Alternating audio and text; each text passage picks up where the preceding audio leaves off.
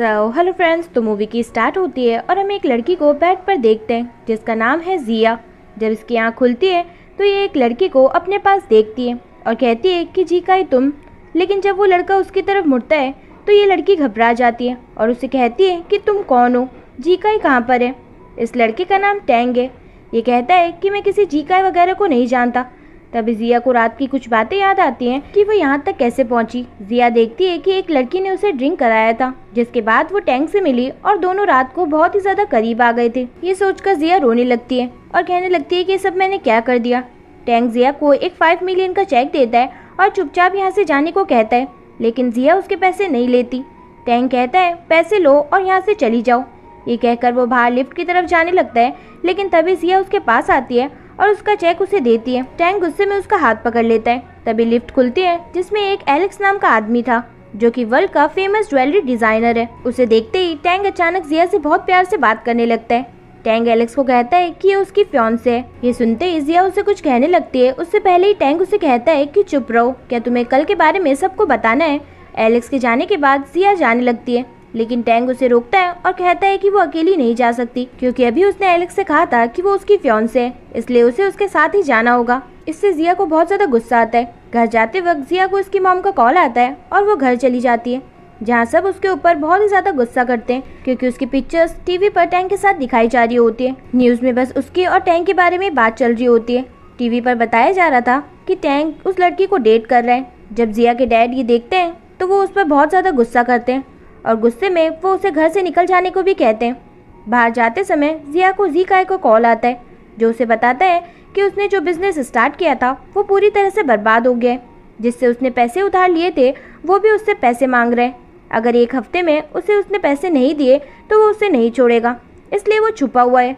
जिया उसके पास आने को कहती है, लेकिन वो मना कर देता है क्योंकि फिर वो लोग उसे भी मार सकते हैं। ये कहते ही कॉल कट जाता है। तभी जिया को एक और कॉल आता है जिसमें उसे बताया जाता है कि वो वान माओ कंपनी से बात कर रहे हैं और वो इंटरव्यू में पास हो गई है।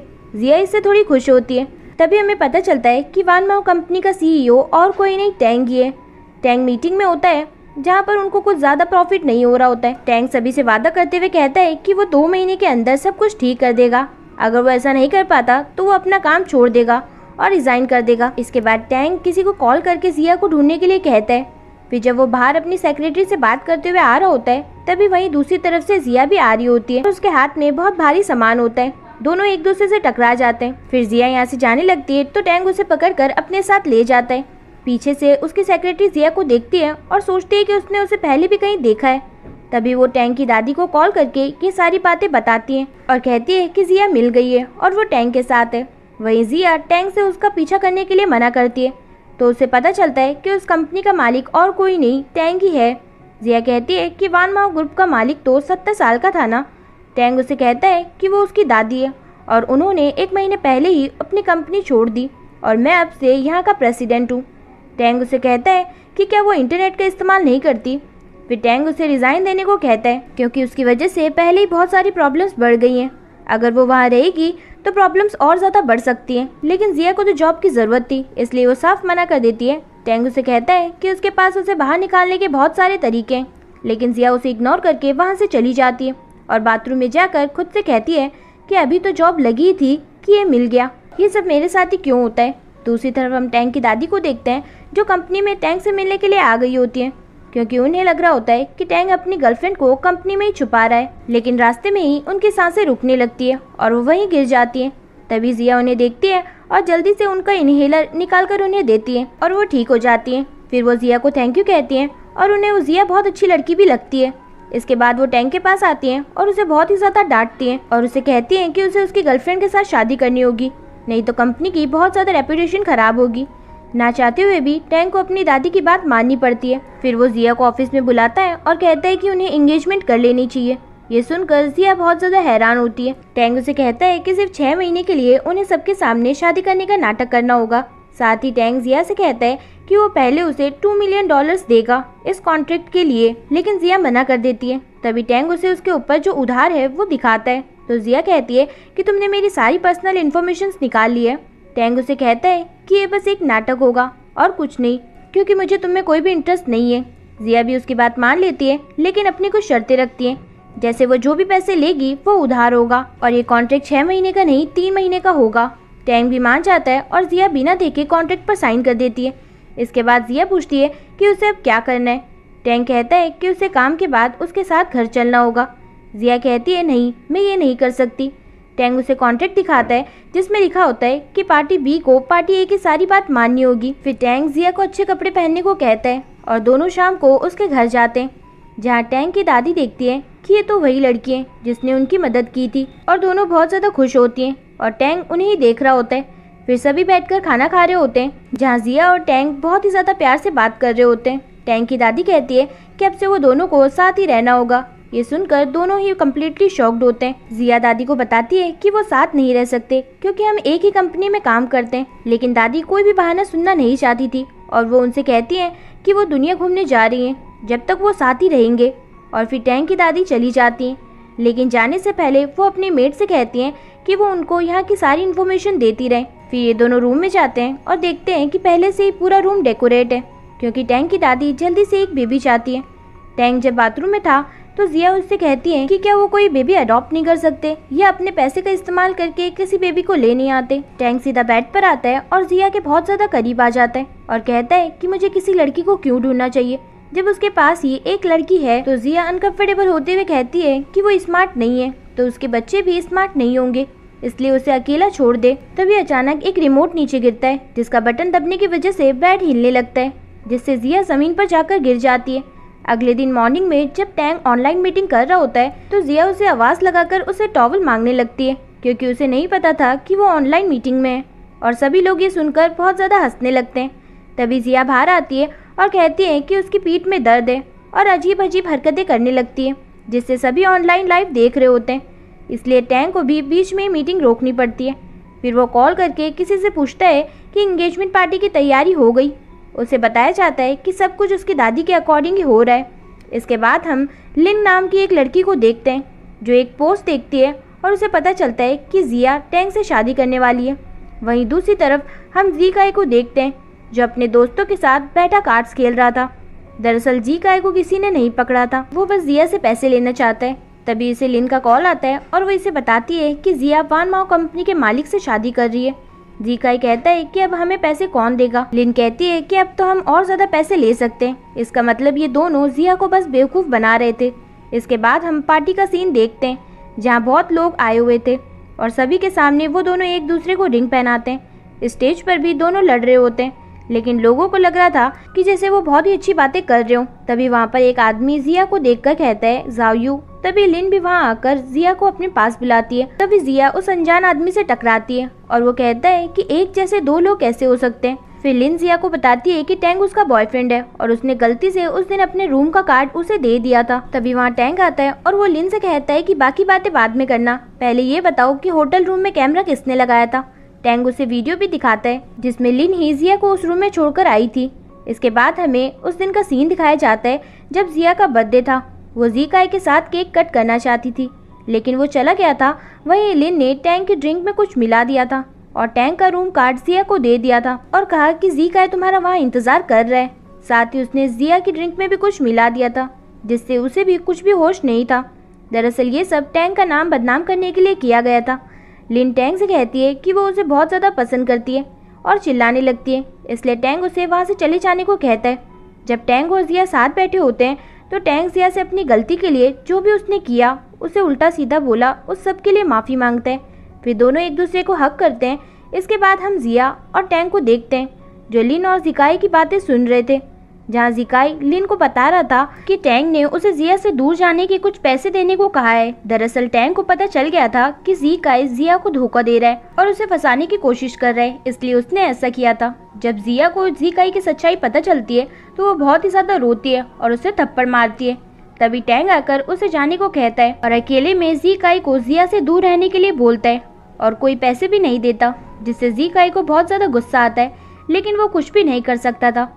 फिर टैंग जिया के पास जाता है और उसे साथ खाने के लिए कहता है।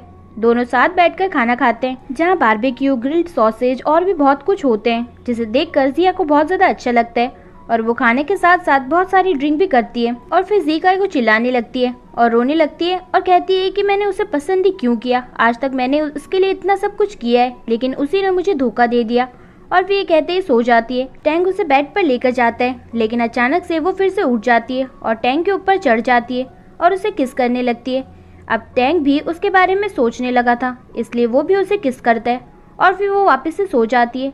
अगले दिन जब वो उठती है तो कहती है कि उसका सिर बहुत ज़्यादा दर्द हो रहा है। टैंक उसे कहता है कि उसने कॉन्ट्रैक्ट में थोड़े बदलाव किए हैं। तो जिया उसे पढ़ती है जिसमें टैंक ने लिखा था कि अब से जिया ड्रिंक नहीं करेगी। जिया पूछती है कि क्या मैंने ड्रिंक करने के बाद लड़ाई की थी, अगर ऐसा है तो मैं आज के बाद कभी भी ड्रिंक नहीं करूंगी। इसके बाद दोनों रेडी होकर ऑफिस जाते हैं। जिया अपनी सीट पर रखी फाइल देखती है लेकिन वहाँ कुछ भी काम नहीं था। वो सभी लोगों को देखती है जो बहुत ज्यादा बिजी थे। तभी वहाँ टैंक की सेक्रेटरी आती है और पूछती है कि यहाँ पर कोई फ्री है क्या। जिया अपना हाथ ऊपर करती है लेकिन सेक्रेटरी पीछे ही देख रही होती है। दरअसल जिया अब टैंक की वाइफ है इसलिए कोई भी उससे काम कराना नहीं चाहता है, लेकिन जिया कहती है कि वो काम कर देगी इसलिए उसे वो काम मिल जाता है। इसके बाद जब दो लड़कियां बाथरूम में होती हैं तो वो जिया के बारे में बात कर रही होती है कि वो अच्छी लाइफ जी सकती है क्योंकि अब वो टैंक की वाइफ है। अब ऐसे ही कुछ दिन बीत जाते हैं और टैंक और जिया एक साथ रहने की आदत भी डाल लेते हैं। दोनों साथ उठते, साथ खाते, साथ सोते और अब टैंक भी उसकी मदद करने लगा था। एक दिन जिया ओवरटाइम करती है और घर नहीं आती तो टैंक उसका इंतजार करते हुए ही सो जाता है और जब वो सुबह उठता है तो वो सबसे पहले जिया को आवाज लगाता है लेकिन वो कल रात घर आई ही नहीं थी। फिर हम जिया को ऑफिस में देखते हैं। उसके पास टैंक की सेक्रेटरी आती है और पूछती है कि काम हुआ। जिया जब लैपटॉप देखती है तो उसमें कोई भी काम नहीं मिलता। वो कहती है कि मैंने तो डॉक्यूमेंट्स फोल्डर में ही रखा था। जब जिया खड़ी होती है तो वो बेहोश हो जाती है। नीचे गिरने वाली होती है कि टैंक उसे आकर पकड़ लेता है और फिर फटाफट से उसे डॉक्टर के पास ले जाता है। साथ ही उसका लैपटॉप भी चेक करता है जहाँ पर उसे वो काम मिल जाता है क्योंकि किसी ने उसका काम डिलीट कर दिया था। इसके लिए टैंक एक एम्प्लॉय को डांटता भी है जिसने ये सब देखा था। कुछ देर में जिया को भी होश आता है। टैंक जिया को सोने से पहले लैपटॉप पे लॉक लगाने के लिए कहता है। इसके बाद वो जिया को बताता है कि वो कल से उसकी सेक्रेटरी बनकर काम करेगी। जिया पूछती है फिर ये का क्या होगा। टैंक कहता है कि उसे जॉब से निकाल दिया है। दरअसल ये नहीं उसकी फाइल डिलीट करी थी इसलिए टैंक ने ऐसा किया। साथ ही टैंक जिया को ऑफिस में अलर्ट रहने को भी कहता है। इसके बाद मीटिंग में जिया अच्छे से काम करती है। जब जिया बाहर जाती है तो ऑफिस में एक लड़की टैंक को अपनी तरफ अट्रैक्ट करने की कोशिश करती है और कहती है कि वो मार्केटिंग डिपार्टमेंट से है। तभी जिया अपनी फाइल लेने वहाँ आती है और जब वो ये देखती है तो वो अपनी एक्टिंग स्टार्ट करती है और टैंक से बड़े प्यार से कहती है हनी तुम मुझे बाहर खाना खिलाने वाले थे ना, उसका क्या हुआ। ये देखकर वो लड़की वहाँ से चली जाती है। इसके बाद जब जिया बाहर आती है तो एक लड़के से मदद मांगती है। तभी वहाँ टैंक आता है और उस लड़के से कहता है कि क्या उसे और कोई काम नहीं है। फिर जिया से कहता है कि वो कॉन्ट्रैक्ट के हिसाब से किसी भी लड़के के पास नहीं जा सकती। जिया कहती है ठीक है। फिर जिया टैंक को बताती है कि उससे मिलने के लिए कोई आने वाला है। फिर हम उसी आदमी को देखते हैं जिसका नाम मू है और ये यहाँ काम के लिए आया था, जिसका काम दोनों को ही बहुत ज़्यादा पसंद आता है। जाते समय मू जिया से पूछता है कि क्या वो कभी युनजिंग गई है। जिया कहती है कि नहीं। इसके बाद जिया टैंक को उसके शेड्यूल के हिसाब से सारे काम बताती है जो उसे आज करने थे। सबसे पहले दोनों मू के पास जाते हैं जहां उसने स्पेशल बर्फी जिया के लिए रखवाई थी। जब जिया और टैंक वहां आते हैं तो टैंक देखता है कि मू उससे कम जिया से ज्यादा बात कर रहा है, इसलिए टैंक कहता है कि वो उसकी फियांसे है और फिर जल्दी से मीटिंग खत्म कर देता है। जाते हुए मू जिया से पूछता है कि बर्फी कैसी थी। वो कहती है कि बहुत अच्छी थी, लेकिन बाहर जाने पर हमें पता चलता है कि उसे बर्फी बिल्कुल भी पसंद नहीं थी। इसके बाद दोनों इंटरव्यू के लिए एक मॉडल के पास जाते हैं और जब इनका इंटरव्यू चल रहा होता है तो हम देखते हैं कि उस मॉडल को टैंक की छोटी छोटी आदतों के बारे में अच्छे से पता है, जैसे उसे मिल्क कॉफी पसंद नहीं थी और वो फोन को टिश्यू पर रखता है। इससे टैंक भी हैरान होता है। जाते वक्त टैंक उस मॉडल से पूछता है कि क्या वो पहले मिल चुके हैं। वो कहती है कि शायद पिछले जन्म में मिले होंगे। वो मॉडल कुछ नहीं कहती, इसलिए टैंक वहाँ से चला जाता है। लेकिन कार में जाने के बाद भी टैंक बस उसी मॉडल के बारे में सोच रहा था कि उसे उसकी आदतों के बारे में कैसे पता है। जब टैंक ये बात जिया को बताता है तो वो कहती है शायद वो एस्ट्रोलॉजी में अच्छी है। टैंक उसकी तरफ देखता है और कहता है कि मुझे तुम्हें ये बात बतानी ही नहीं चाहिए थी। वहीं दूसरी तरफ वो मॉडल जिसका नाम जेंग है टैंक के साथ किए गए पोस्ट को देखकर बहुत ज्यादा खुश हो रही होती है। साथ ही इसके पास टैंक की एक पुरानी फोटो भी थी जिसमें एक और लड़का था। अगले दिन जिया मुंह के पास आती है, तभी वो अपना फोन देखती है जो बार बार बज रहा होता है। वो देखती है कि उसे बहुत सारे नेगेटिव कमेंट्स आ रहे हैं दरअसल उस मॉडल ने यानी जेंग ने उसे टैग करते हुए एक पोस्ट किया था जिसमें वो खुद को अच्छा दिखा रही थी और वहीं दूसरी तरफ जिया को खराब, इसलिए लोग उसे कमेंट और मैसेज कर रहे थे कि जेंग उससे अच्छी है।